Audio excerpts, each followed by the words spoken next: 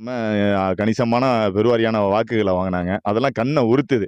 அதனால அவங்களுக்கு வந்து இந்த நாம் தமிழர் கட்சி ஒரு குறை சொல்லிறணும். ஒரு உண்மைக்கு புறம்பான செய்திய அந்த மக்களிடத்தில பரப்பி, ஒரு அசிங்கப்படுத்தணும், ஒரு களங்கப்படுத்தணும் அப்படின்னு தான் இருக்கு.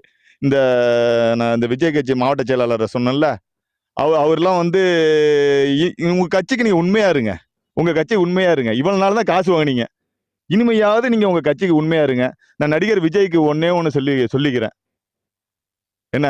நீங்க சொல்றீங்க கொள்கையில, பாசிசம், பாயாசம் அப்படின்னு கொள்கையா சொல்றீங்க. நீங்க உண்மையிலேயே சொல்றேன், நீங்க பாய்சன். பொய்யு, புரட்டை பரப்பக்கூடிய நீங்க பாய்சன் நீங்க. உங்க கட்சிக்கு த தலைமை மாவட்ட தலைமைகளுக்கு நல்லத சொல்லிக் குடுங்க. பொய்யு, புரட்டை இதெல்லாம் சொல்லாதீங்க. நாங்க வந்து உங்கள போல கோமாளி கூட்டம் இல்ல. சீமானின் தம்பிகள் போராளி கூட்டம். எதையும் செய்வோம். அதனால நீங்க செஞ்சது வந்து தட் இஸ் ராங் ப்ரோ. இதெல்லாம் வேண்டாம் ப்ரோ. இந்த பொய்யும் புரட்டும் வேணாம். நேர்மையான அரசியலுக்கு வாங்க. கருத்தியல சொல்லுங்க. கருத்தியல எங்கள எதிர்கொள்ளுங்க. எங்க எதிர நீங்க நிக்க முடியாது. இந்த சீமானுக்கு எதிரா வந்து விஜய் வந்து பெரிய வளர்ந்துருவாரு 2000 தேர்தல்ல அப்படிங்கிற ஒரு கட்டமைப்பை வந்து உருவாக்கிட்டே இருக்காங்களா எல்லா ஊடகங்களும். இது வந்து திமுகவோட வேலையா இருக்கும்னு நீங்க நினைக்கிறீங்களா? இல்ல வந்து விஜய்க்கு வந்து ஒரு மாஸ் இருக்கு. அவங்களுக்கு வந்து பார்வையாளர்கள் அதிகமா கிடைக்கணுங்கிறதுனால அந்த ஊடகங்கள் பரப்புறாங்களா? பெரும் உச்சபட்ச நடிகரு.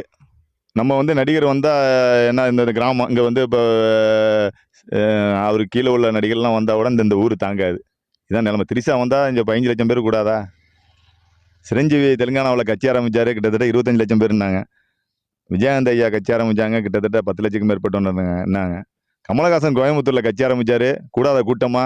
ஆனா இப்ப இங்க எல்லாம் எங்க இருக்காங்க? கமலஹாசன் கட்சியெல்லாம் நம்ம தேடி பூத கண்ணாடி வச்சு தேடி பார்க்க வேண்டிய சூழ்நிலை தான் இருக்கு. அதே போலதான் விஜய் கட்சியும். இந்த ஒரு தேர்தல் ஒரு மாயை. அவரு ஒரு தோற்றமா இருக்கும். ஆனா வாக்கு செலுத்துறதுல யாரும் வரமாட்டாங்க. நாம் தமிழர் கட்சி ஒரு படிநிலையா வளர்ந்துகிட்டு இருக்கு. இது வந்து தத்துவம் சார்ந்து, கொள்கை சார்ந்து,